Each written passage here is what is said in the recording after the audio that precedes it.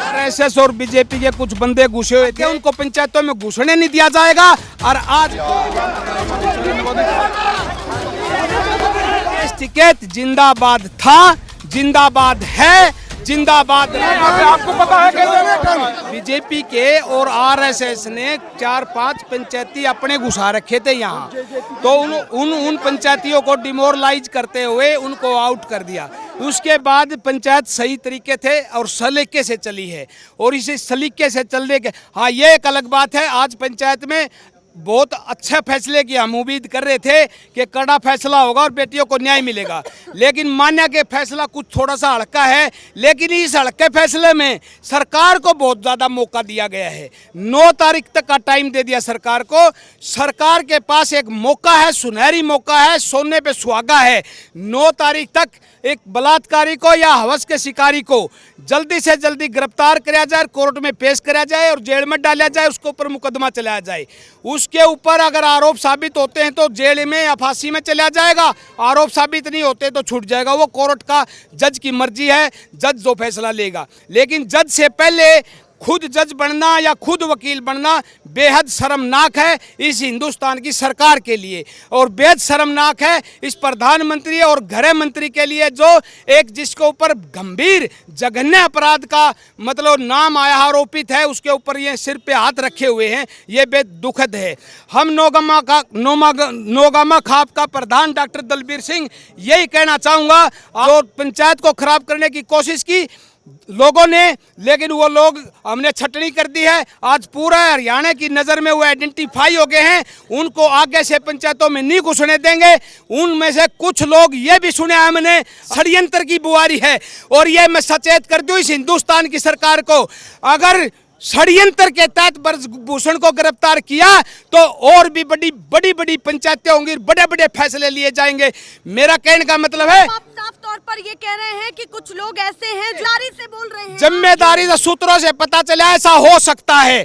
Can be और not can be, हो भी सकता है और नहीं भी हो सकता है। अगर नहीं हुआ तो ठीक है, सरकार का धन्यवाद करेंगे। उसको पॉक्सो एक्ट के साथ अगर गिरफ्तार कर लिया, अगर पॉक्सो एक्ट हटा के गिरफ्तार किया उसको 1-2 दिन के अंदर, ये भी डिस्क्लोजर हो जाएगी पब्लिक में, और सरकार के दिन बुरे आ जाएंगे। सरकार के खिलाफ जगह जगह हड़तालें होंगी, जगह जगह प्रदर्शन होंगे, जगह जगह महापंचायत होंगी और बड़े बड़े निर्णय लिए जाएंगे। सरकार के हम सामाजिक आदमी, हम खापों के चौधरी सरकार की गले की फांस बन के दिखा देंगे। हम बिल्कुल चुप नहीं बैठेंगे बेटियों के मामले पे। चौराहे, गांव, राज्य और जिला लेवल पर, हर लेवल पर एक विरोध प्रदर्शन होने वाला है। ये चीजें बिल्कुल अगर बीजेपी से षड्यंत्र मिला, जिस तरह आज पंचायत में भी कुछ षड्यंत्रकारी थे बीजेपी आरएसएस के भेजे हुए, फिर उनको आउट करना पड़ा। अगर कैसे ये आप तय कर सकते हैं कि वो बीजेपी वाले ही थे? अब कमाल कर दिया। ये सुनो, ये तय कर, रुको भाई, ये सुनो, नहीं ये तय करते हैं हम। यहाँ मुद्दा तो था लड़कियों को न्याय दिलाने के लिए डिसीजन लेने का, लेकिन यहाँ मुद्दा कुछ आदमी उठा रहे थे खापों को मजबूत करने का।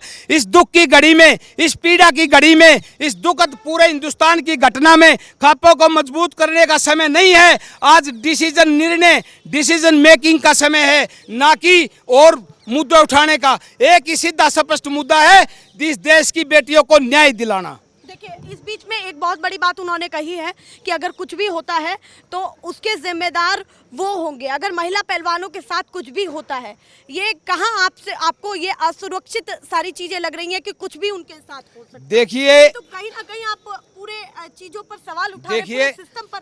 बेटियों के साथ अगर कुछ गलत होता है, कुछ भी गलत होता है, किसी भी तरह का मिसहैप होता है, तो उसके जिम्मेवार जिसके ऊपर आरोप लगा है ब्रजभूषण जिम्मेवार होगा, हमारा देश का प्रधानमंत्री गृह मंत्री अमित शाह नरेंद्र मोदी जिम्मेवार होगा, क्योंकि वो उसको बचाए हुए हैं। हमारा देश का प्रशासन जिम्मेवार होगा।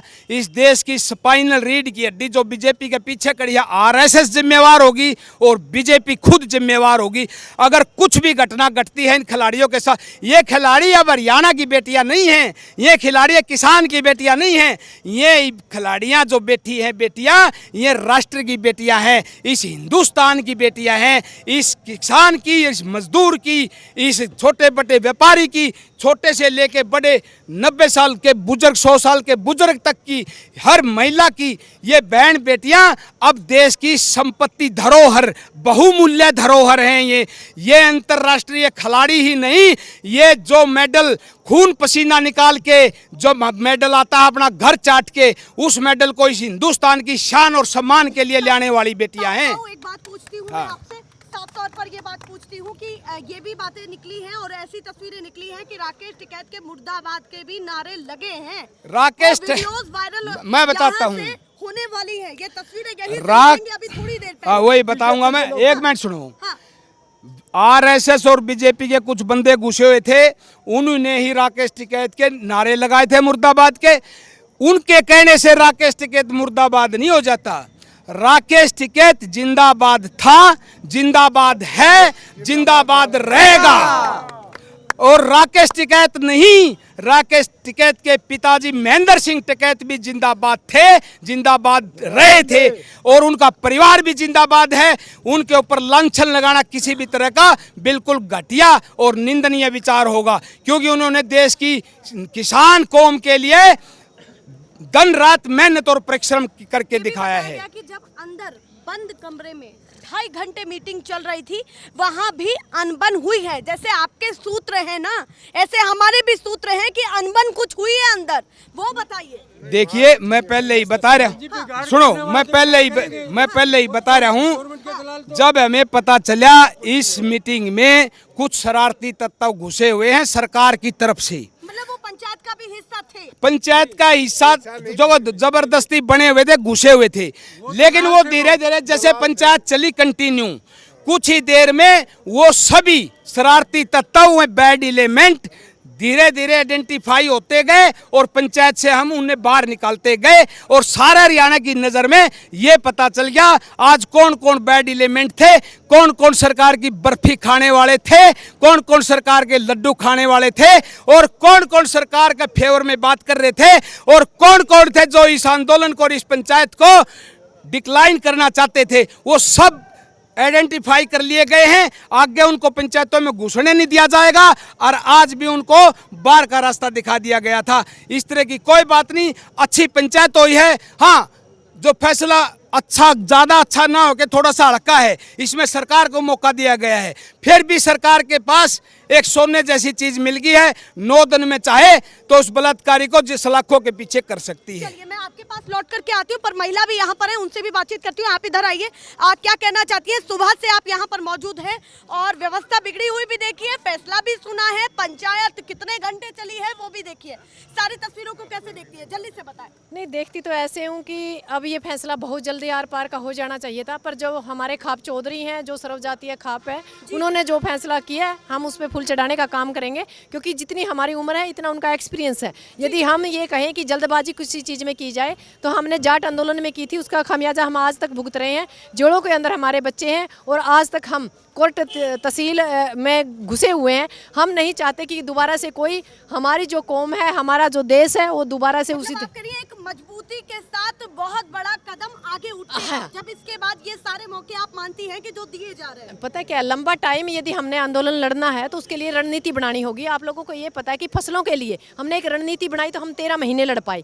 यदि हम रणनीति नहीं बनाते तो हम कुछ ही टाइम में फेलियर हो जाते। इसीलिए इस जो महिला खिलाड़ी है, इनके लिए भी एक रणनीति और एक ट्रैक तैयार किया जा रहा है ताकि इस सरकार को हम झुका पाए। जो मैंने सवाल उनसे पूछा वो आपसे भी पूछना चाहती हूँ कि राकेश टिकैत के मुर्दाबाद के नारे, नहीं वो तो आपको भी पता है क्या डिबेट हो सकती है जी, पता है। यहाँ से ऐसे व्यवस्था की उम्मीद नहीं थी, किसी को भी उम्मीद हमें भी नहीं थी कि ऐसे हालात होंगे, कि ऐसे आरएसएस के लोग हैं जो इसके अंदर घुसा दिए जाएंगे। उसका कारण पता क्या है, ये लोग ये चाह रहे थे हरियाणा वर्सेज यूपी हो जाए ताकि इन लोगों का भाईचारा खत्म हो और इसको ताकत ना मिले, आंदोलन के खिलाड़ियों को ताकत ना मिले। मतलब हरियाणा वर्सेस यूपी करने की कोशिश थी, क्योंकि आपको पता है आरएसएस और जो हमारी बीजेपी सरकार है इस चीज़ में बड़ी माहिर है कि हिंदू मुस्लिम जाट नॉन जाट, यानी आप लोगों को पता कि एक कास्टम में विश्वास करती है। पर हम उस चीज़ को कहीं ना कहीं असफल करने में सफल रहे। हम समझ पाए कि मामला आखिर हो क्या रहा है। और रही बात टिकैत मुर्दाबाद की, ये लोग सिर्फ आरएसएस के हैं, जो समाज कौम के लिए वो काम कर रहे हैं उसके ऊपर हम उंगली नहीं कर सकते, क्योंकि उनका बड़ा एक्सपीरियंस है। कोई गलत फैसला मेरे ख्याल से वो लेंगे नहीं, और यदि गलत फैसला वो लेंगे तो हमारे भी तो हरियाणा के बहुत से खाप चौधरी अंदर थे, एक बंदे का कोई फैसला था नहीं। आखिरी बात आपसे पूछना चाहती हूँ कि उनको पीछे उनके साथ हाथापाई हुई है, ये भी पता चला है कि उनको पीटा भी गया है। ये बातें पता चली है जो दो पक्षों में आपस में बहस हो रही थी, वीडियोस निकली है। नहीं ये नहीं, अरे क्या बात कर रहे हो यार, होया ही नहीं ऐसा कुछ। देखो मैं बताता हूँ, यहाँ जो गेट पे ऐसे कह रहे हैं ना, वहाँ धक्का मुक्की हो या झगड़ा होया। ये जो गेट पे खड़े हैं, नहीं ये जो गेट पे खड़े हैं ना, ये खाप पंचायती नहीं थे, ये गेट पे जो खड़े हैं ये शहर से बीजेपी के भेजे हुए बंदे हैं, और वही अफवाह फैला रहे कि वहाँ धक्का मुक्की और झगड़ा होया। अंदर कोई झगड़ा नहीं होया, कोई धक्का मुक्की नहीं हुई किसी के साथ भी। और टिकैत साहब की तरफ कोई लिखाण की हिम्मत नहीं है। टिकैत साहब आज कोई छोटी गाजर मूली नहीं है। टिकैत साहब बहुत बड़ा किसानों का नेता है, कोई ऐसी बात नहीं है, बहुत बड़ी खाप के नेता हैं, उनका नाम है, वो बिल्कुल हिंदुस्तान के चौधरियों में गिने जाते हैं, उनकी तरफ कौन हाथ उठाएगा। ये बिल्कुल झूठी अफवाहें हैं, ना यहाँ झगड़ा होया ना किसी का साथ धक्का मुक्की हुई, बिल्कुल गलत बात है। ये बातें भी कहीं ना कहीं देखी जा रही है कि दो विचारधाराएं तो नहीं है यहाँ पर, कोई दो विचारधाराएं नहीं, कोई कुछ कहना भी चाहता दूसरी विचारधारा बनाने की आपने उनको बीजेपी वाला दूसरी विचारधारा यहाँ बनाने की कोशिश की जा रही थी आरएसएस और बीजेपी द्वारा। उसको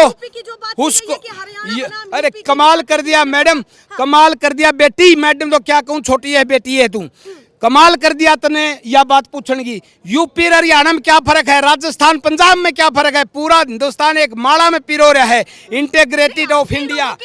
हम सब भाई हैं, हम सब भाई हैं। इस देश का कोई भी बुरा आदमी है, कोई भी बुरा आदमी है, वो हमारा भाई नहीं है, ना वो किसी कौम का है ना किसी जाति का है। और जो अच्छा आदमी है, अच्छे विचार हैं जिसके, और जो न्याय के लिए लड़ता है, सामाजिक हकों के लिए लड़ता है, वो किसी भी स्टेट का हो, किसी भी राज्य का हो, वो हमारा भाई है, किसी भी धर्म का हो, किसी भी जाति का हो। यहाँ पर जो बातें, काफी प्रश्न थे कि हरियाणा यूपी की बातें, बहसबाजी, गुटबाजी, दो अलग विचारधाराएं, जो उन्होंने बताया कि बीजेपी के लोग, आरएसएस की बातें, बहुत सारी चीजें उठी हैं।